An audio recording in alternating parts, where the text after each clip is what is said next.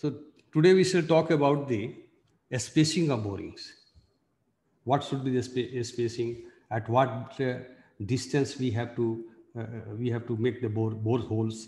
So that points we shall discuss today. Normally, the spacing of borings, that means the distance between the two borings, or we can say the number of borings for any projects, depends upon many factors. First, we can say the type, size, and weight of the proposed structure.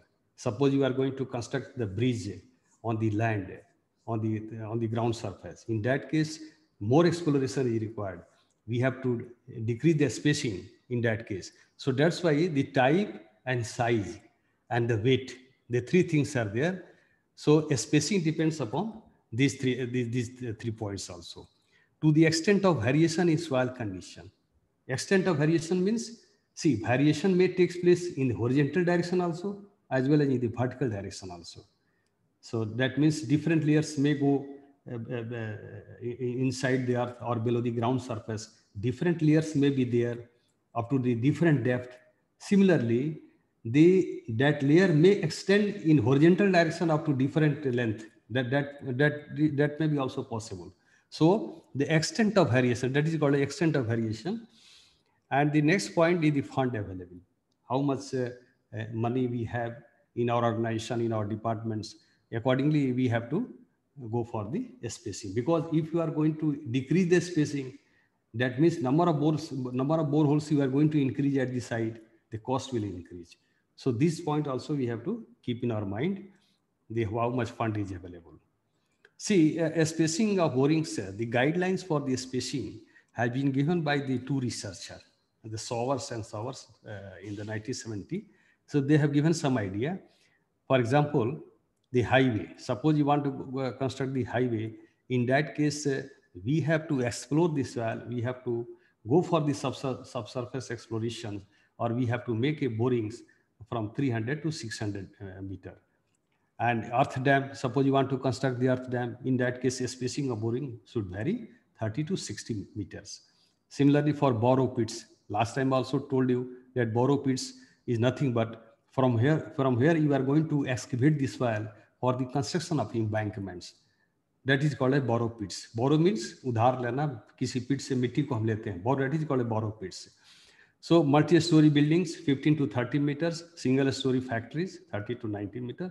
Sowers have given these guidelines, the idea of the spacing of the borings. You can see here in the notes, the cursor is visible?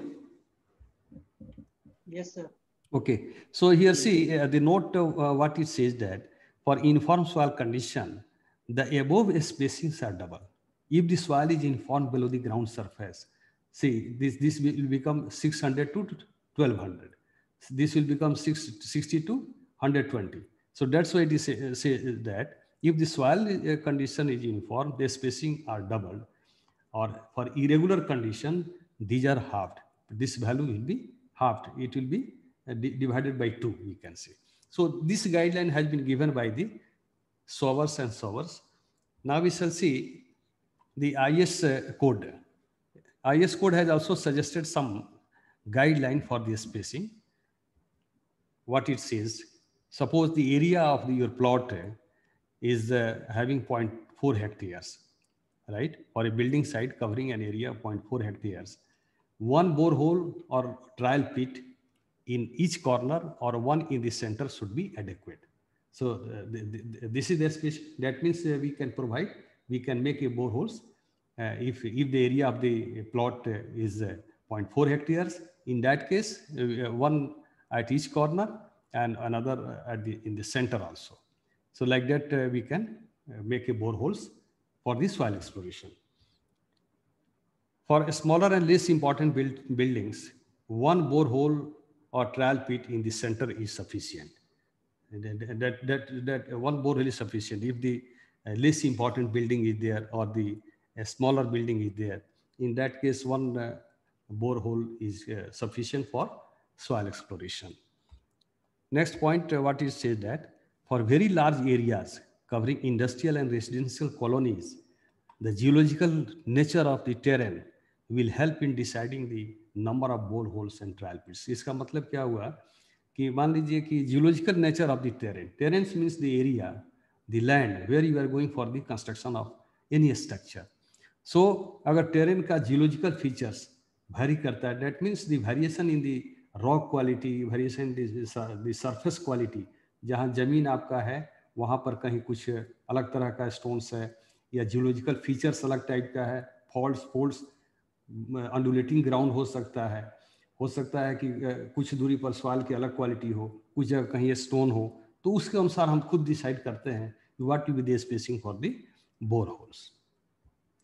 Next, we can see the next point is the depth of boreholes. See, once we finalize the spacing, then also we have to know what should be the depth of boring, up to what depth we should go for the boring. So that point is also important. Normally, what it says that the depth up to which the increase in stress due to structural loading causes shear failures or excessive settlement of foundation is known as significant depth. That means what? जैसे कोई भी हम structure बनाते हैं तो मान लीजिए कि उसका 10 टन पर मीटर स्क्वायर मिट्टी पर लोड पड़ रहा है, तो वो उस लोड के चलते कहाँ तक soil below the ground surface, up to what depth the soil feels stresses, see stress isobar also we have studied, up to what depth the soil feels settlement or shear failure, there is a chance of shear failures below the ground surface. So up to that depth is called a significant depth. So what it suggests that the minimum depth of exploration should be equal to significant depth.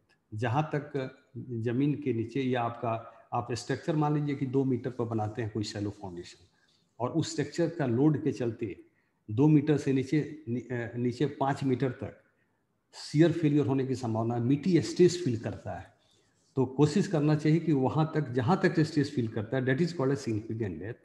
Up to that depth, we have to go for the exploration. That means we have to collect the soil sample and we have to analyze. So that's, you can see here, for settlement prediction, the boring should penetrate all strata that could consolidate significantly under the load of the structure. That means what? Suppose, actually I told you in the beginning, we are going to construct one shallow foundation up to 2 meter depth, for example. And below that, soft layers are there. And you are not going for a soil exploration below the 2 meter, or it may be after at 5 meter also, 6 meter also. So in that case, what will happen? The settlement will take place, because the soft strata may be there inside the earth or below the base of the footing. So that will consolidate, and in that case, the settlement will take place. So that's why it suggests that all strata should be considered. We have to see that we have to go below all the strata, we can see, so that there is a chance of settlement.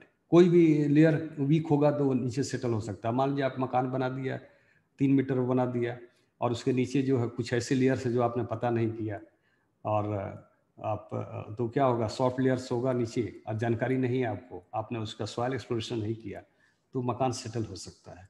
That's why we have to consider all the strata. That means for important and heavy structures such as bridges and tall buildings, the boring should extend to the rock. Rock तक, जहाँ rock मिलता है नीचे तक exploration करना चाहिए, यानी सारे मिट्टी के लेयर्स को क्रॉस करते हुए we have to go up to the hard strata, up to the rock layers. For a smaller structure, the depth of boring should be as per the results of previous investigation in the vicinity of the site. Suppose you are going to construct a small structure. In that case, what we have to do? We can ask to the neighbors, what are the chances of settlement in this area, right? Because you are going for the small structure. In that case, more exploration is not required. We can ask from the local people or the nearby people or the neighbors or the person who are who have constructed their structure at the site, vicinity of the site. Vicinity means adjacent to the site. अगर मकान बनाए तो उनसे हम पूछ लेते हैं कि कहाँ तक आपने किस डेप्थ तक फाउंडेशन बनाया है और मिट्टी कैसी है, उनसे पूछ करके हम लोग ये कर सकते हैं, स्ट्रक्चर बना सकते हैं. You can see here, Horsley was also a researcher. He has also given some guideline for the depth of boring. What he has suggested that the depth of borings for a buildings are about 3.5 meter and 6.5 meter for single and two-story building. That means single story 3.5 meter and for double two-story building 6.5 meter. He has suggested. Horsley has suggested. What next point he has suggested? For dams and embankments, suppose you are going to construct dams or embankments, the depth ranges between half the height to the twice the height depending upon the foundation swell. Foundation swell, suppose the expensive swell is there, or soft swell is there, or or suppose sandy swell is there. So depending, as you know that depending upon the type of swell, the swell have its own strength. If definitely the angle of shearing resistance is more for the sandy swell compared to the clay swell. So that's why the bearing capacity factor will be more for the sandy swell, and it will provide more bearing capacity. So what it says that the half the height, suppose the height of the dam is 1 meter.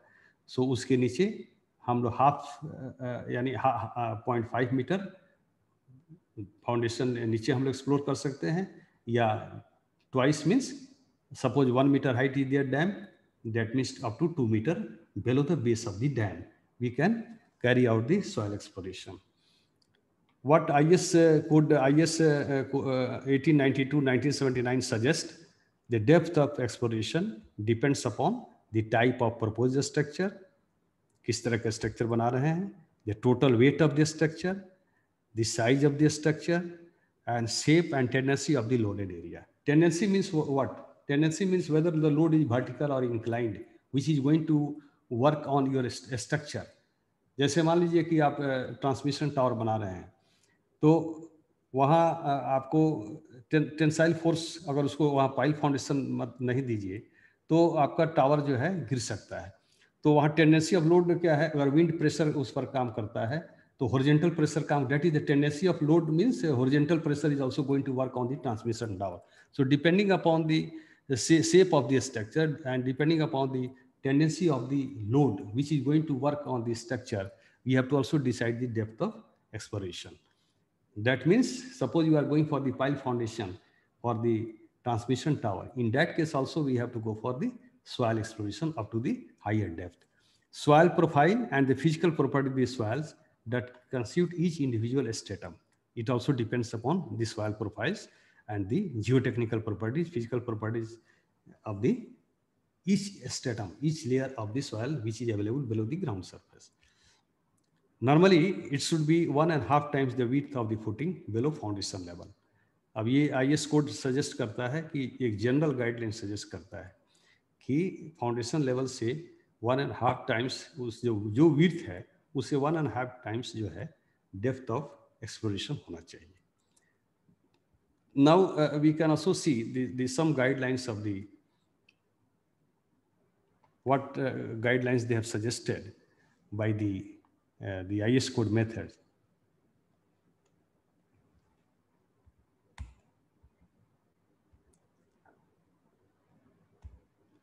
We shall see this one. So depth of exploration. Am I audible? Yes. Yes, sir, you are audible. Yes. So depth of exploration, actually previous slide I have given the breakup of the slide so that you will understand better. So depth of exploration, we can see here the type of foundation. We shall see the figure also. Type of foundation. Suppose isolated split footing or rock footing. Isolated split footing means isolated footing or the rock foundation.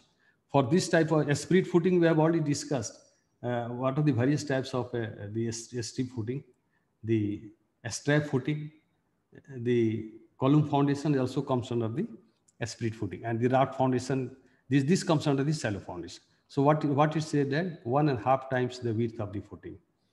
1.5 times the width of the footing. You can see this is the footing.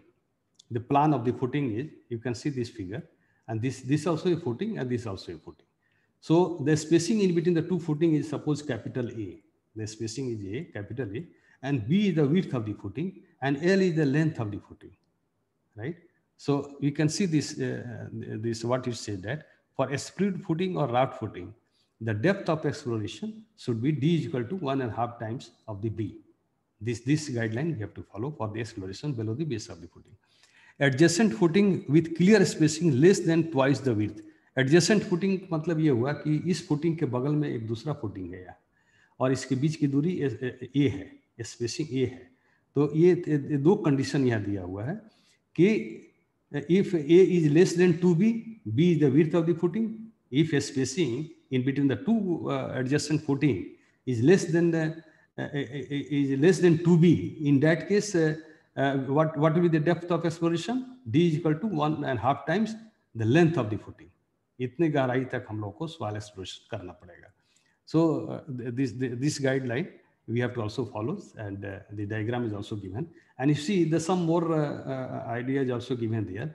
If a spacing is greater and equal to 4B, right, in that case also we have to use this D is equal to 1.5 times of the B. ये हम लोग को follow करना पड़ेगा. तो length और B ये दोनों को रेक्टेंगुलर फुटिंग है और दोनों ये एक दूसरे से ये दूरी पर है, तो हम लोग को ये क्राइटेरिया को ध्यान में रखते हुए ये डेप्थ ऑफ एक्सप्लोरेशन हम लोग को फॉलो करना पड़ेगा. So next point we shall see adjacent rows of footing. Adjacent rows of footing, adjacent rows का मतलब क्या होता है कि एक रो में बहुत सारी फुटिंग बने हुए हैं. अब देखिए, the 3 footings are there. This is the isolated footing, 1 2 3 4 5 6 footings are there. The spacing, the width of the footing is B. A spacing is suppose in between the two footing, the A spacing is there, and here suppose we have we are going to construct the isolated footing in such a way that this L will be equal to W. मतलब यहाँ तीन footing हमने बनाया है और इसके बीच के यहाँ से यहाँ तक की दूरी W है, और यहाँ से यहाँ तक की दूरी L जो हम मानते हैं, तो L अगर W के बराबर हो जाए तो उस स्थिति में हम लोग डेप्थ ऑफ एक्सप्लोरेशन क्या फॉलो करना चाहिए. So what is written there, with clear spacing between two rows, between rows less than twice the width, less than twice the, you can see this condition here. If A is less than 2B, in that case, what will be the depth of exploration? 4.5 times B.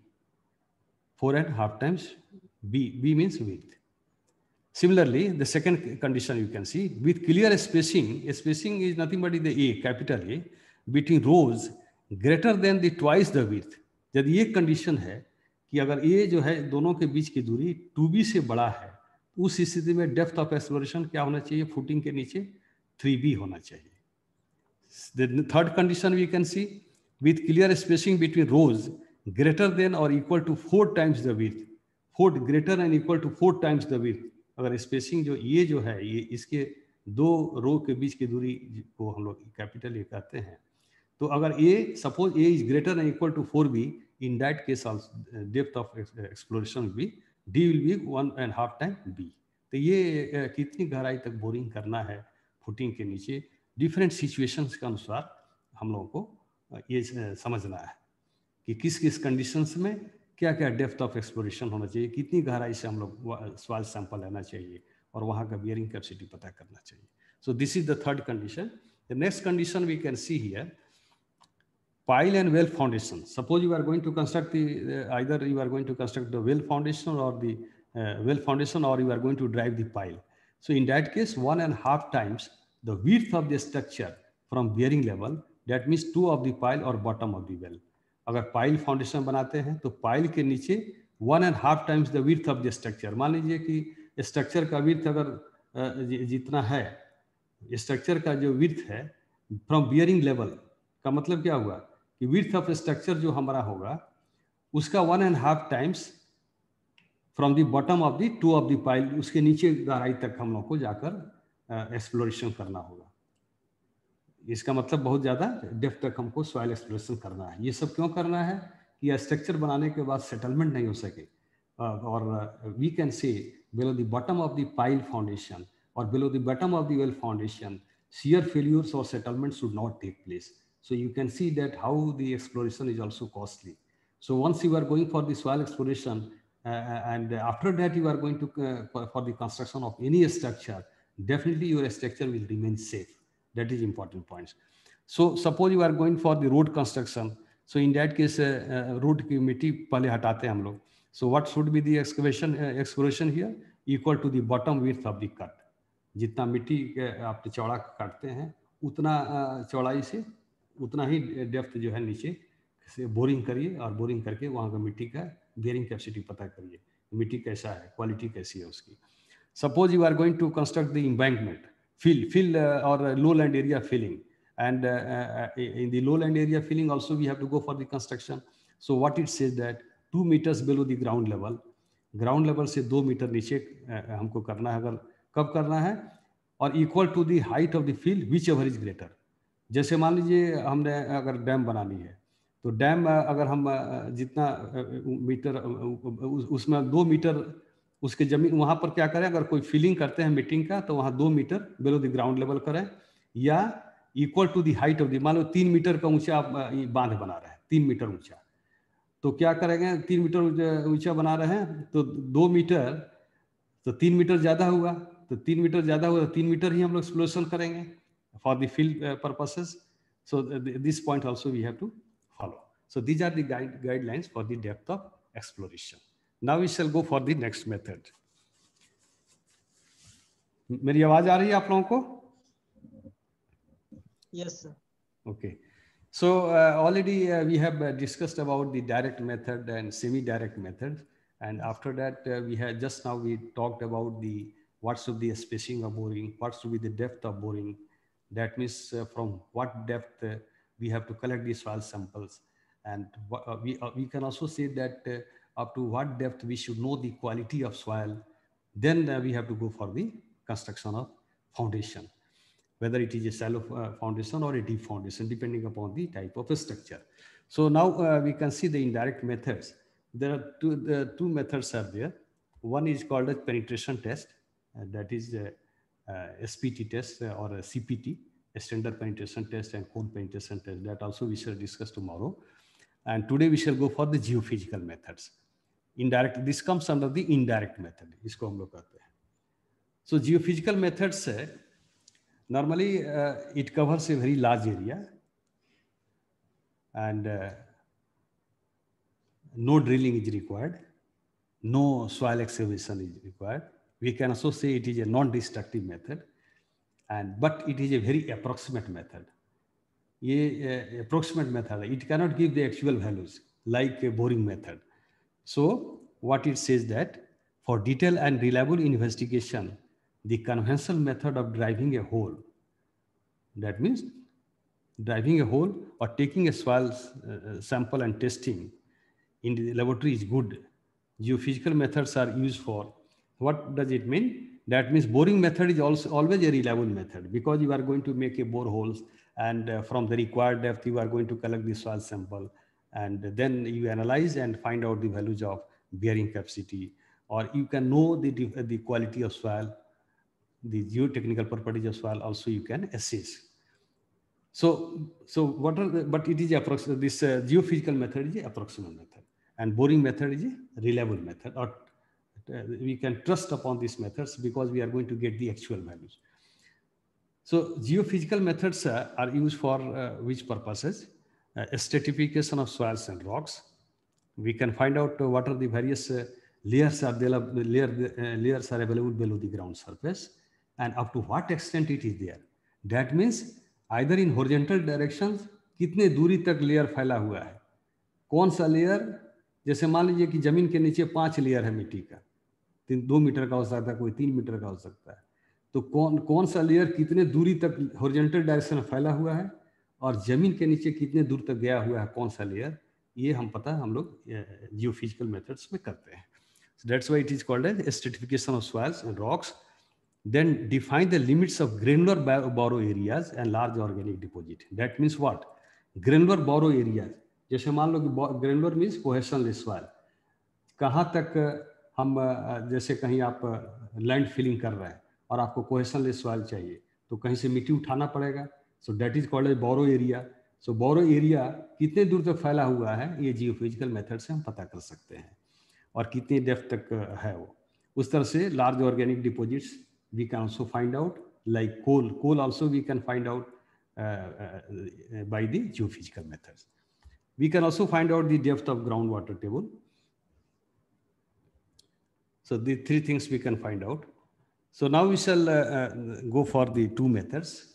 Normally under the geophysical methods, which are normally used in the civil engineering, are the seismic refraction and electrical resistivity methods. So one by one we shall discuss. Seismic refraction method. Reflection and refraction दोनों आप लोग physics में पढ़ चुके हैं. तो seismic refraction method, actually what it says that every rocks or every layers or every strata below the ground surface have its own seismic waves, have its own seismic velocities, right?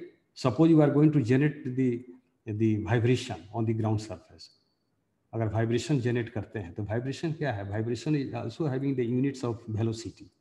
तो हर rock जो भी layers जो जमीन के नीचे है वो अपना अपना हर लेयर्स का, हर मिट्टी के लेयर्स का, हर लेयर्स का अपना अपना जो है वाइब्रेशन जनरेट करने की कैपेबिलिटी होती है. That is the meaning of this one. So shock waves, seismic waves, shock waves have different velocities. It is also measured in millisecond or the microsecond, or it is the velocity of the unit of the velocity we can consider here. So the two principles are there, as we know. To conduct the seismic refraction methods or to fulfill the seismic refraction, normally two things are required. One, we require the source where we have to generate the sound vibration or where we have to generate the vibration. That is called a source. And second is how we have to capture the vibration.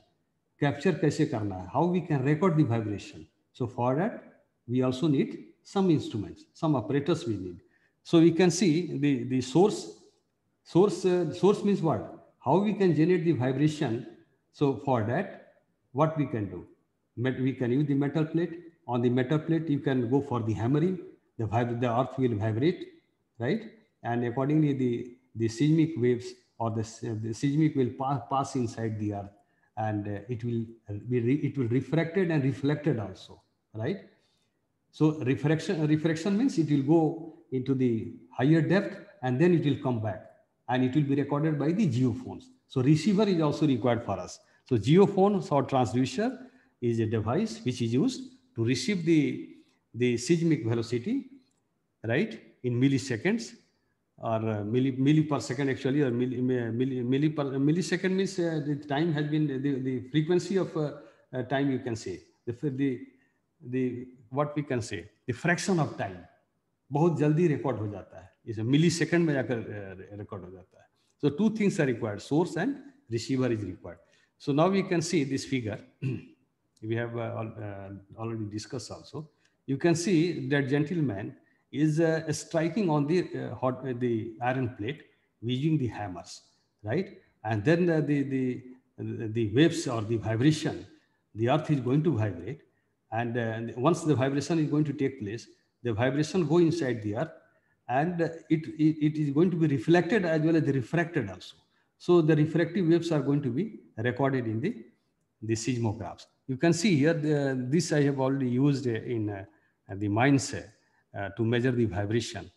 So you can see this is called a seismographs, and here this is the transducer or geophone. So this geophones is kept on the ground surface, and once the vibration goes inside the earth, it will be captured by these seismographs, and it will be displayed here, and it will also be stored inside all the data will be stored, and that you can download in the computer by using the softwares. You can see this figure, the source is also there, and the waves which are going parallel to the ground surface is called as direct waves, and the waves which are going to strike on the first layer and coming back, it is called a reflected wave.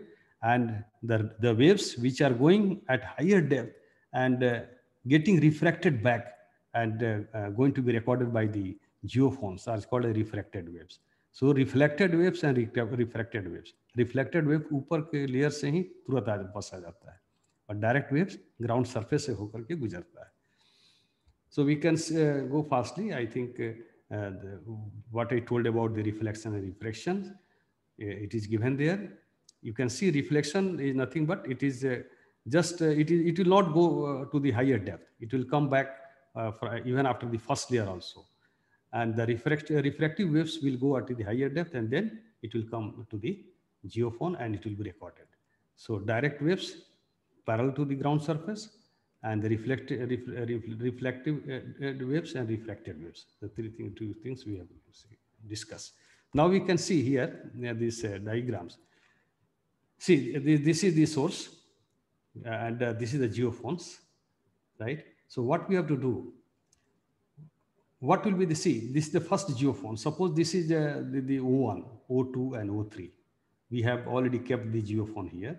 And suppose you want to explore the layers up to depth D, you have to assume yourself, you have to approximate कितने दूर तक हम पता करना चाहते हैं कि हमारा कौन सा लेयर है. तो ये आपको खुद को एक अप्रोक्सीमेट एक डिस्टेंस दिमाग में रखना होगा कि हम 10 मीटर या 50 मीटर या 100 मीटर तक हम नीचे की लेयर्स को जानना चाहते हैं. तो suppose based on that D value, this 3 to 5D, in between 3 to 5D we can install the numbers of geophones or the transducer. So what is going to happen if you are going to strike here using the hammers? The iron plate is there, the vibration is going to be generated, and that vibration, some vibration comes parallel to the ground surface and recorded in this geophone. And these some are coming to refracted waves are coming back and striking to the different layers and coming back to the geophones, and it is recorded by the seismographs. The geophones as it vibrates, it is recorded in the seismographs. So like that it is there. So now we shall see, I have told already, whatever it is written there I have told you. So now you can see here the next point. What we are going to do here, as you know that at different distances we have installed the geophone. अलग अलग दूरी पर हम लोगों ने रखा है. तो मान लीजिए कि ये डिस्टेंस वर्सेस टाइम. तो डिस्टेंस क्या है कि आपने अगर 5 मीटर पर पहला जियोफोन रखा और 10 मीटर पर दूसरा जियोफोन रखा और 15 मीटर पर तीसरा जियोफोन रखा, ये जियोफोन का जगह है कितने के 1 2 3. और ये टाइम है. ये टाइम कैसे पता चलेगा? ये टाइम हमको सीज्मोग्राफ में रिकॉर्ड हो जाता है. जैसे वाइब्रेट होता है वहाँ टाइम भी पता चल जाता है कि कितने समय में वहाँ ये आपका वाइब्रेशन वहाँ पहुँच रहा है. तो what we are going to do, we shall plot the graphs in between the distance and the time, and this is the one geophone 1. So what we shall do, we shall connect this point O to 1. This velocity will be called as the direct waves, and this 2 and 3, if you are going to connect and extend it back, and you can this you can extend in forward direction, and 2 and 3 you can extend in backward direction. It is going to strike here. This is called as critical distance. Critical distance means the distance at which the direct waves and the refractive waves meet simultaneously. एक ही बार दोनों आकर record होते हैं, उसी को हम लोग कहते हैं critical distance. That distance xc is called as critical distance. So now we can see here. So the how we can calculate the V2, this 2 in between 2 and 3, whatever the distance is there, this value is there, this value we can consider as a refractive wave V2, and this O1 we can consider as a V1. So, and xc is the critical distance, that also we know. So d we can calculate, right? And xc, what we can say? We can say that the xc is the ratio of the distance to the velocity ratio. This also we can say. It is also written here. The critical distance is nothing but it is the depth divided by velocity ratio. Depth divided by velocity ratio. So you can see for the different rocks, different seismic velocity or shock wave velocities are given.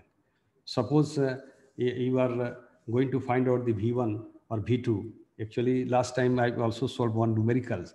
So if you V1 you are going to get in between 180 to 365. So you can say that the layers below the ground surface may be sand and sandy soil also, or it may be the top soil. The top soil means the characteristics will be just like a top soil, you can say. we can consider it is a top swell. So depending upon the velocity, we can say what are the types of layers are there, what are the types of swells are available below the ground surface. So what are the limitation of this seismic methods? Suppose hard layer is there on the ground surface and below that soft layer is there. In that case, it will not give the correct values. So that problem is there in the case of seismic methods. Similarly, here if the concrete or asphalt pavement is there on the top, it is also going to become the hard. So in that case, this method cannot be utilized. Suppose below the ground surface, if buried conduit is there, कोई sewerage line या pipeline गया हुआ है या कोई irregular dipping है, नीचे rocks का लेयर कोई ऊपर नीचे ऐसे करके फोल्ड जैसा आया हुआ है, तो या वाटर टेबल भी कहीं ऊपर है कहीं नीचे है, तो उस तरह जो है ये सही रिजल्ट नहीं देता है और इसका रिजल्ट पता करना, इसको इंटरप्रिटेशन करना बहुत डिफिकल्ट होता है कि सही रिजल्ट दे रहा है कि नहीं दे रहा है इस तरह के सिचुएशंस में. Next point, you can see if a surface layer is frozen, if the top layer on the ground surface has become ice or it has been frozen, in that case definitely it is going to become harder. So if the top layer is going to become harder and the bottom layer is softer, in that case this method will not be suitable.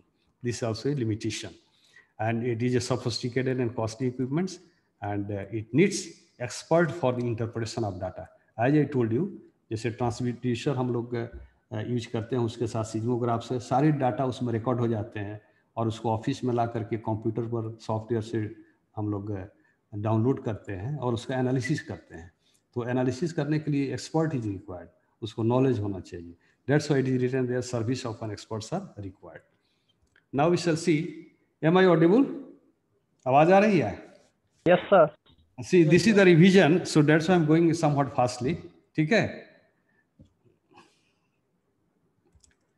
So now we can see the next method is the electrical resistivity method, and this is the last topic for the today lecture.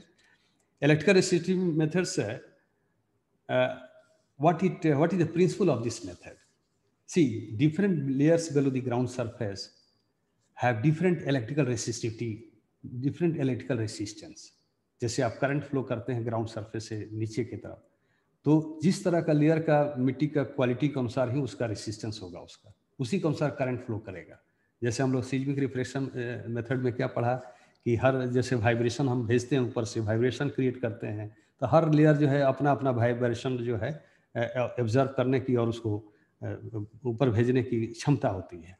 उसी तरह से electrical resistivity method जो है, here what it says that different layers have different electric resistance to the flow of an electric current, depending upon the material quality. You can see here the resistivity, if you are going to pass the electric current through the limestone, quartz, rock, salt, granite, sandstone, moraine, and the limestones and clays. Suppose these things are available below the ground surface. In that case, we can find out the electrical resistivity like this. Suppose you are going to find the electrical resistivity in this range. In that case, you can say that the limestone is there. So you can see, and it definitely the flow of current depends upon many things. Water content, भींगा हुआ है तो current ज़्यादा flow करेगा. Compaction, composition, किस तरह का उसमें minerals है, जैसे आप मिट्टी में साल्ट है तो करंट फ्लो ज़्यादा होगा, तो उसी अनुसार ये जो है हम लोग पता कर सकते हैं. और ये दो मेथड इसमें है, एक है इलेक्ट्रिकल प्रोफाइलिंग मेथड, और दोनों मेथड को हम लोग सिमल्टेनियसली यूज करते हैं. ये दोनों मेथड का क्या पर्पस है? एक मेथड से हम लोग पता करते हैं कि जमीन के हॉरिजॉन्टल डायरेक्शन में कितने दूर तक लेयर फैला हुआ है, और दूसरे से पता करते हैं कि कितने गहराई तक फैला हुआ है वो लेयर. ये चीज़ पता करते हैं. जैसे मान लीजिए कि आपका प्लॉट कोई जो है 40 मीटर बाई 50 मीटर का है, तो कोई लेयर हो सकता है कि 20 मीटर तक गया हो, उसके बाद ख़त्म हो गया हो. कोई हो सकता है कि 60 मीटर तक गया होगा, फिर प्लॉट के बाहर तक लेयर गया हो. तो horizontal direction as well as the vertical direction we can find out using both the methods. And we can see that the first method was developed by the Wenner, and horizontal profiling method. What it says that, see, four electrodes are there. So outer electrodes are called as the current electrodes, and the inner electrodes are called as potential electrodes, right? And the currents are going to be known currents are going direct currents are going to be passed through the outer electrodes, and the potentiometer, using the potentiometer we can find out the voltage. So what see here how we can use this apparatus. See, the 4 spikes are there, 4 electrodes are there, ये iron spike है, और इसको हम लोग इससे हम लोग बाहर वाले से करंट फ्लो कराते हैं, और इससे हम लोग वोल्टेज ड्रॉप मेजर करते हैं, और ये एक बॉक्स में ही इंस्ट्रूमेंट लेकर के फील्ड में जाते हैं, और ये केबल लेकर जाते हैं और इक्वल डिस्टेंसेस पर रखते हैं. ये चीज़ याद रखना है कि ये फर्स्ट मेथड जो है इक्वल डिस्टेंस से we have to keep all the electrodes at equal distance. You can see at the distance A, it is distance is equal. So now what we can do here, you can see electrode spacing, the range is there. Suppose you want to find out जो horizontal directions में layer कितने गहराई तक, अगर मान लो कि हमको 30 feet तक पता करना है कि ये लेयर कौन कौन से लेयर कितने horizontal direction में कितने दूर तक फैले हुए हैं, तो कम अगर डेप्थ सैलो डेप्थ है उस स्थिति में स्पेसिंग हम ये मेंटेन करते हैं, लेकिन equal. Suppose 2.5 meter feet you are going to use, this is 2.5 2.5 2.5 10 feet 10 feet, A is 10 feet, A is 10 feet, like that. Similarly, for the deeper investigation, we can use this dimension. And you can see here, station points, अगर आप graph plot करते हैं कि आपने जो electrode का जो distance आप रखे हैं, इलेक्ट्रोड डिस्टेंस और रेसिस्टिविटी मेजर करते हैं, और ये अलग अलग रेसिस्टिविटी आने का मतलब क्या है कि ये अलग अलग डिस्टेंस तक ये डिस्टेंस है, स्टेशन पॉइंट्स है, यानी कहने मतलब कि इतने दूरी तक ये अगर ये रेसिस्टेंस है तो किस तरह का रॉक है वो बता सकता है. और यहाँ पर देखिए हाई रेसिस्टेंस का मतलब कि हाई रेसिस्टिविटी वाला रॉक का लेयर हम टेबल से पता कर सकते हैं. So now and we can also use the water और salt to improve the passing of electric current. So how we can calculate? Using the formula, we can find out the mean resistivity. Mean resistivity, distance between the electrodes, potential drop or current flowing between the two outer electrodes. Resistance also we can find out. So E by I is the resistance.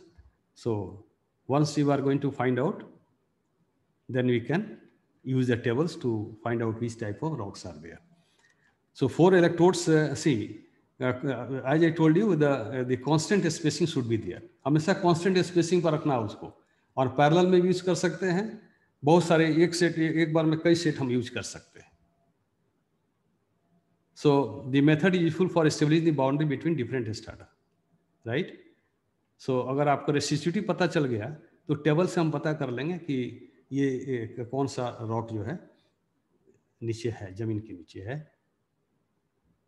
दूसरा method हम लोग 2 minute और time लेंगे हम आपका. Electrical sounding methods. This is called a vertical profiling methods. This method was developed by the ESCOM. What it says that you are going to have a fixed point here, and from this fixed point the equal distance should be maintained.